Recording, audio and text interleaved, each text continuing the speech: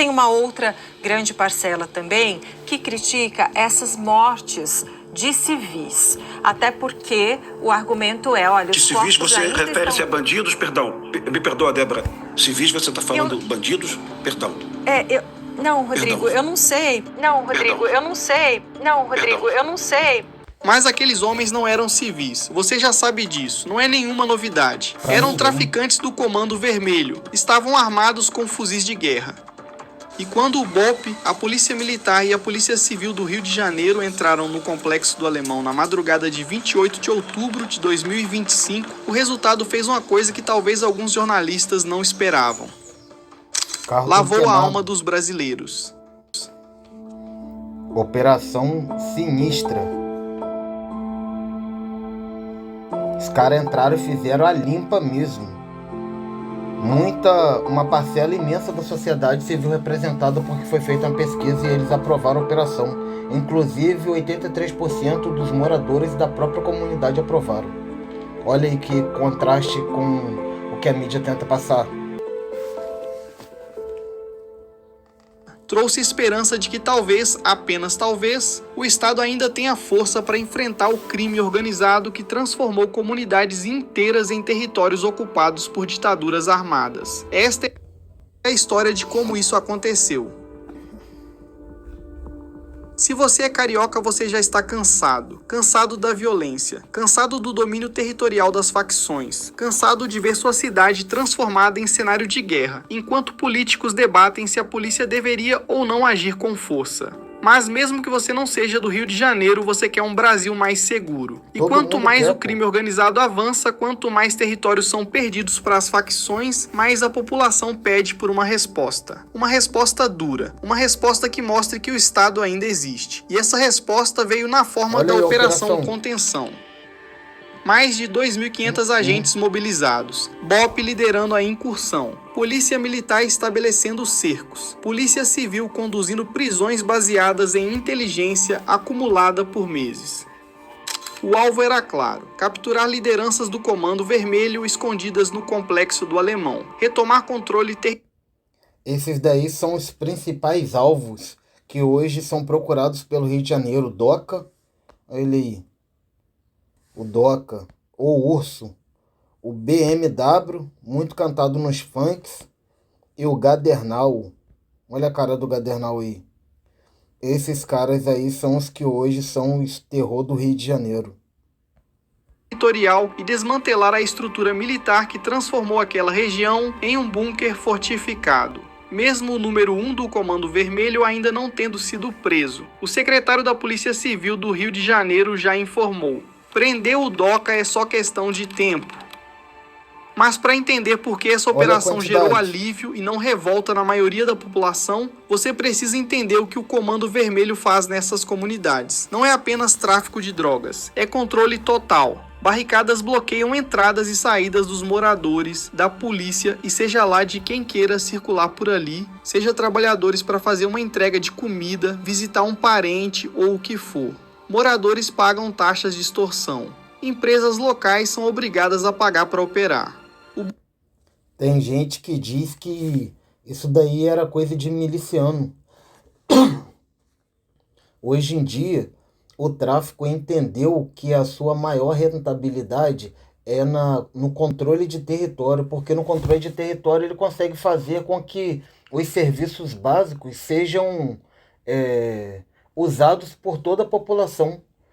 É a minoria da população que mora dentro de uma comunidade que usa droga, mas a maioria da sua população usa internet, usa um gás, usa uma luz, paga um aluguel, um pão, um depósito de bebida. Então o crime hoje entendeu isso e está preferindo muito mais o domínio do território do que a venda da maconha, da cocaína, de outras drogas em si, porque é muito mais vantajoso. Então a população hoje está se vendo refém, independente de quem esteja e qual lado seja, porque estão tudo aderindo à mesma forma, porque entenderam que dá muito mais dinheiro dominar o território e vender todo o serviço básico para a população do que ficar somente preso à venda de drogas e outros produtos ilícitos. botijão de gás custa R$50 a mais, porque a facção controla a distribuição. Serviços como Uber não chegam porque motoristas têm medo. SAMU não entra Só porque quem é os paramédicos foram ameaçados. Mototáxi Limpeza tem que urbana pagar. é inexistente em áreas Ei, não controladas tem pelo coleta de tráfico. lixo, não tem É nada. sujeira e pichação por todo lado. Uma loucura. É uma ditadura. Uma ditadura armada imposta a centenas de milhares de pessoas que não têm escolha. Elas não podem simplesmente sair. Não têm dinheiro para se mudar. Não têm opções. Vivem sob o jugo de homens com fuzis que decidem quem entra, quem sai, quem vive e quem morre. E 2 dias antes da operação no Alemão, 70 bandidos do Comando Vermelho, todos vindos daquela região, invadiram o morro da Quitanda na Pavuna. Mataram uma senhora de 60 anos que foi feita refém. Mataram um jovem de 30 anos sem qualquer ligação com o crime. Voltaram para o Alemão Tacaram e continuaram escondidos no bunker do líder da facção, um homem conhecido como Doca. Então, quando a polícia finalmente agiu, quando o BOPE entrou com tudo, quando a polícia militar estabeleceu cercos estratégicos e a polícia civil conduziu prisões precisas, a reação da população não foi de horror, foi de alívio, foi de gratidão. Nós sabemos que a população de bem das favelas apoia a polícia, mas também sabemos que eles não podem dizer nada senão o tráfico fica sabendo. A tática empregada foi o que especialistas militares chamam de martelo e bigorna. O comandante da Polícia Militar do Rio usou o termo muro do BOPE para facilitar o entendimento.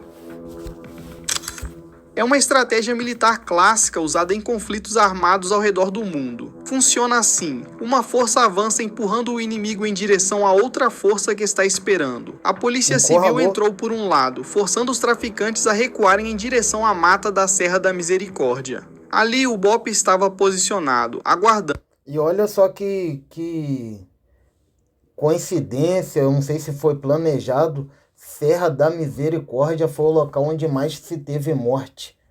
E provavelmente poucos ali tiveram misericórdia, porque morreu quase todo mundo. Serra da Misericórdia, nunca mais esse nome aí dessa serra vai ser esquecido.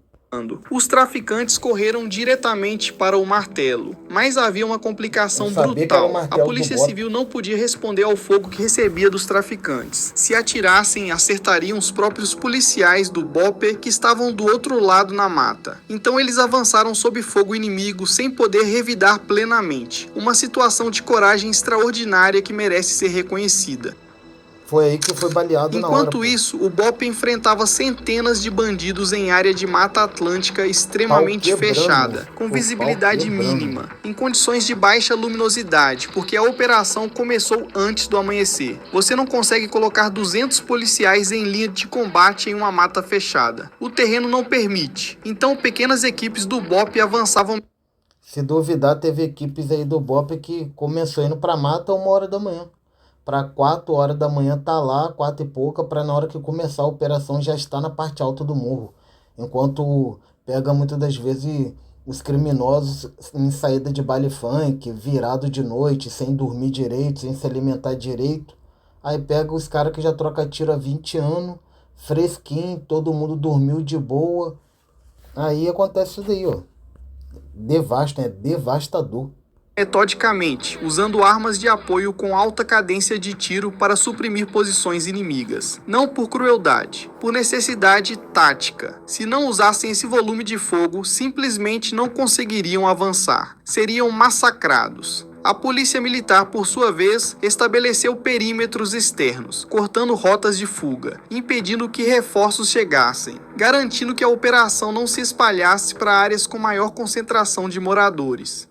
O Comando Vermelho não estava desprevenido. Eles usavam drones de observação voando, o que tornavam difícil. Até drone eles lançaram, os caras tão sinistro. Lembrando que o primeiro uso de drone no Rio de Janeiro, e se duvidar, a primeira vez que foi usado o drone na história da Guerra Mundial foi com o Peixão na tomada da Cidade Alta. Pesquisem aí que vocês vão ver. Foi aonde ele usou em média de 9 a 12 drones e tomou a Cidade Alta. Esse cara foi o que usou pela primeira vez que se tem registro na história um drone para uma operação militar. detectá-los. Esses drones permitiam que vissem a polícia se aproximando com antecedência. Tinham posições fortificadas, casas transformadas em pontos de tiro, escadarias que ofereciam vantagem de altura, becos que serviam como corredores de fogo e armamento pesado, fuzis, AR-15, FAL-762, capazes de matar a 3.000 metros de distância. Meu irmão, Quando o primeiro contato aconteceu, a intensidade do combate foi avassaladora. Centenas de disparos por minuto, granadas sendo lançadas, bandidos tentando flanquear posições policiais. Parecia até a guerra do Iraque, parceiro. Tá de bobeira? É Rio de Janeiro, ó. Ucrânia-Rio. Usaram o drone e virou Ucrânia-Rio, porra. Olha lá, O BOP respondeu com precisão letal, neutralizando ameaças, avançando metro por metro. A polícia militar bater de frente com o caveirão desse daí na madruga, o cara se gela todinho. Olha a cara de mal dele. Você tá louco de bater de frente com um trem desse, rapaz? Manteve pressão nos perímetros, e a Polícia Civil conduziu capturas de alvos que tentavam se esconder em casas, usando inteligência em tempo real para localizar lideranças específicas. Quando o tiroteio finalmente cessou, o resultado era brutal, mas inequívoco. Mais de 120 suspeitos mortos, 87 presos, incluindo lideranças do Comando Vermelho de outros estados como Bahia, Ceará e Amazonas que estavam escondidos no Alemão.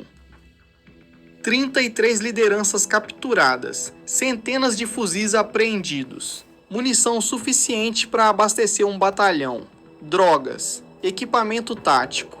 E, tragicamente, 4 policiais mortos. Olha aí o preço da guerra. 4 policiais mortos, mais de 120 pessoas, mais de 119, se não me falha a memória, de criminosos mortos. E a guerra não parou, pô. Não vai parar. Porque quem pode parar não quer que pare. E parece clichê essa fala aí, mas é realidade aí, ó. E deixa o pau quebrar, então, já que a guerra não vai parar, que o bem vença sempre. Homens que estavam do lado certo da história, cumprindo seu dever de proteger a sociedade, que pagaram com suas vidas. Aqui está o ponto que parte da imprensa, parte dos políticos e parte da sociedade ainda não entendeu. Isso não é banditismo. Não é polícia contra ladrão como na Itália, França, Bélgica ou Argentina. É um conflito armado não internacional. E existe uma definição técnica para isso. Domínio territorial amplo por mais de 20 anos. Facções armadas com número superior a 300 combatentes. Capacidade de combate de média intensidade. Afronta ao poder democrático do Estado de Direito. Ameaça constante à população civil. Isso é o que especialistas militares ao redor do mundo classificam como guerra civil ou guerra irregular. É o que acontece em regiões da Nigéria, Burkina Faso, partes da Síria. Rodrigo Pimentel, ex-capitão do BOP, foi direto. Em nenhum lugar do mundo existe um confronto contra 400 homens armados com fuzis. E as pessoas esperam que a polícia tente prender todos sem disparar um tiro. É impossível. Tem esses especialistas aí que dizem que tem que tacar pedra. Rapaz, isso daí é dar diploma de otário mesmo ao brasileiro, porra. Olha que mundo nós estamos vivendo para se dar credibilidade a um especialista em segurança pública que se diz que combate um cara de fuzil com pedra.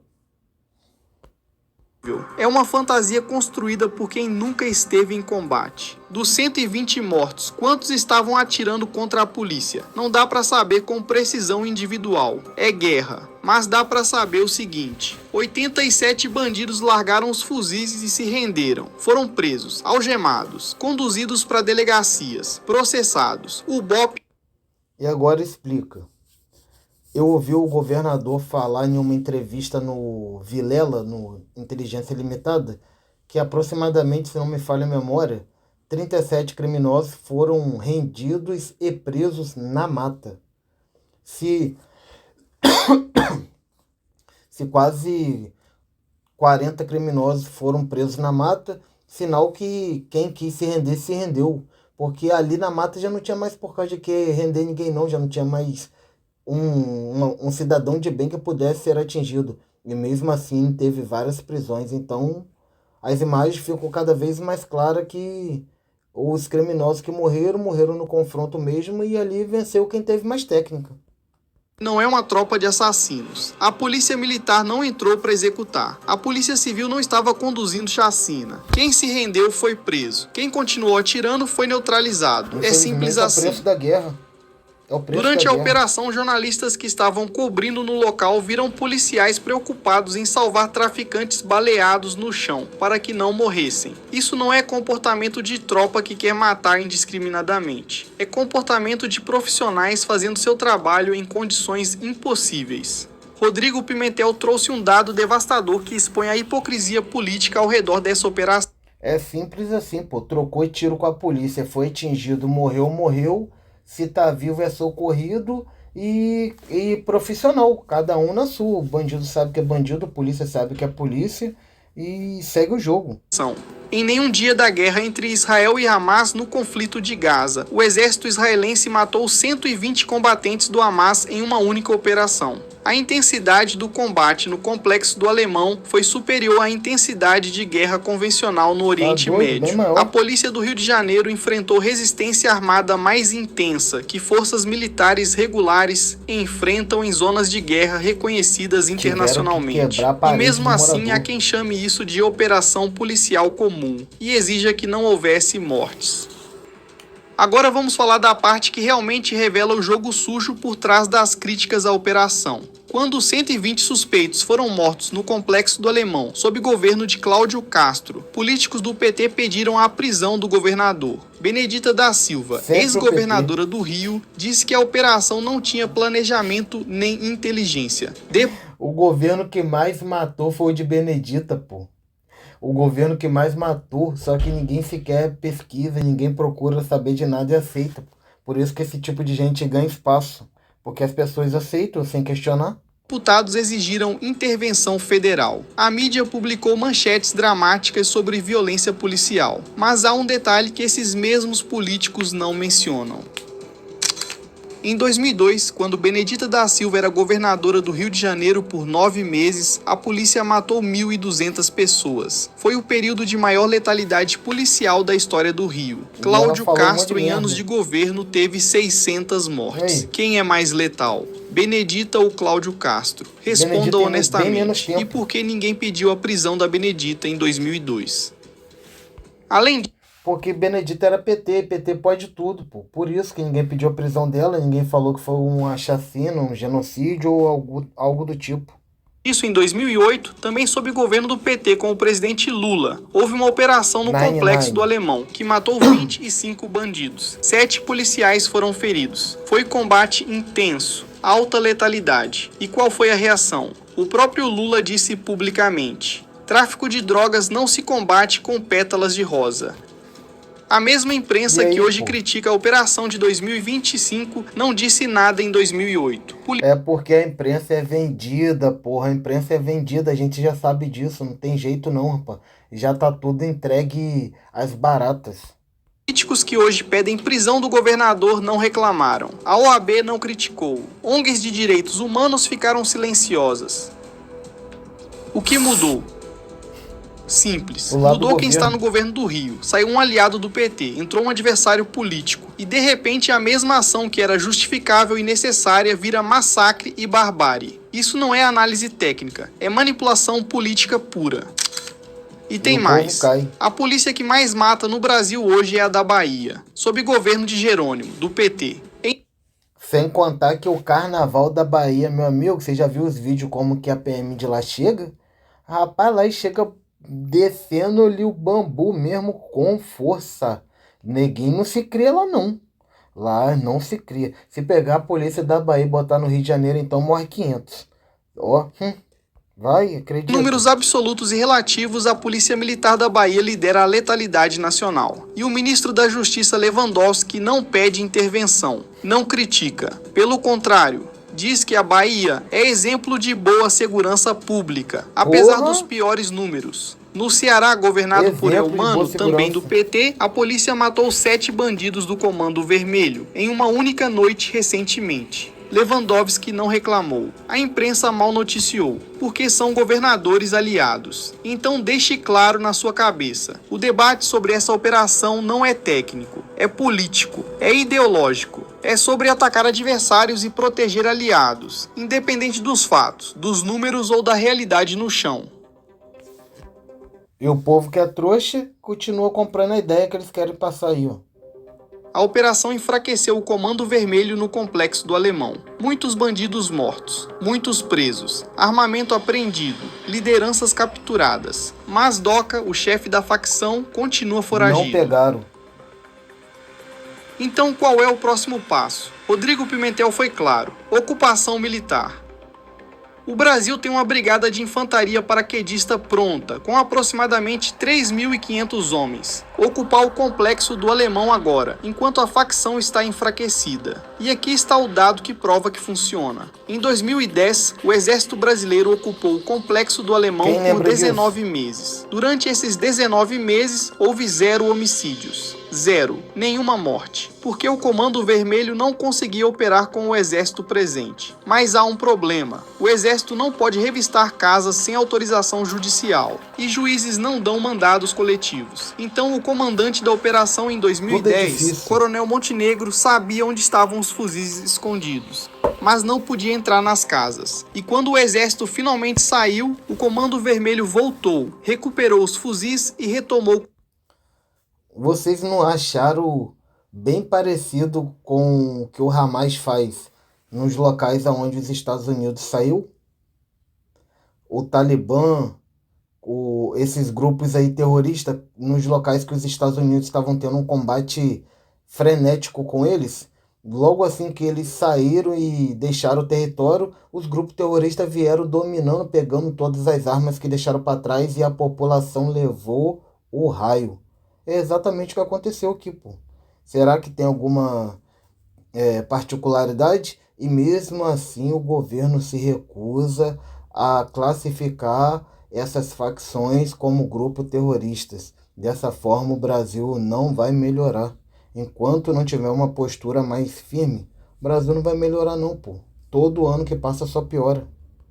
Controle. Porque o Estado não aproveitou o êxito da ocupação. Se você quer solução real, precisa de 3 coisas. Primeiro, ocupação militar com autorização para revistar residências em situações excepcionais. Exatamente Sem isso não adianta. Segundo, leis que mantenham criminosos presos. Dos bandidos capturados na operação, muitos estarão de volta às ruas em menos de 1 ano. Isso é inaceitável. Terceiro, vontade política do governo federal. O presidente não quer montar uma GLO, Operação de Garantia da Lei e da Ordem. Não quer usar o exército. Prefere deixar o Rio de Janeiro se virar sozinho enquanto... Mas para a COP30 ele parou. Ele fez uma GLO, disponibilizou até tanque de guerra para a COP30. Mas para a operação no Rio, nessa complexidade aí, ele falou que não poderia. Será que o povo não vai enxergar isso não? Na época que esse presidente atual que está aí foi eleito, ele foi comemorado dentro dos presídios. E hoje ele está simplesmente retribuindo o favor e está pagando dívida. Dedica 5.000 soldados para fazer segurança da COP em Belém. Aí, enquanto essas 3 coisas não acontecerem, operações como essa vão se repetir. Vão enfraquecer temporariamente as facções. Vão trazer alívio momentâneo. Mas não vão resolver o problema estrutural. E daqui a alguns meses, a polícia terá que entrar novamente. Mais policiais morrerão e o ciclo continua. A operação contenção foi legítima, foi necessária. Foi execução brilhante de tática militar em condições extremas. O BOPE, a Polícia Militar e a Polícia Civil do Rio de Janeiro fizeram o que tinha que ser feito. Retomaram território, prenderam dezenas de criminosos, apreenderam centenas de fuzis, resgataram a dignidade de moradores que viviam sob ditadura armada e sim mataram mais de 120 combatentes do Comando Vermelho, que escolheram continuar atirando em vez de se render. Isso não é massacre, é uma realidade de guerra que o cidadão carioca infelizmente precisa conviver. E na guerra, quando você atira em soldados do Estado, eles atiram de volta. A população brasileira entendeu isso, por isso aplaudiu, por isso agradeceu. Por isso a alma foi lavada, porque pela primeira vez em muito tempo, o Estado mostrou que ainda tem força, que ainda pode enfrentar o crime organizado, que não vai simplesmente aceitar que 300 ou 400 bandidos armados imponham ditadura territorial a centenas de milhares de cidadãos.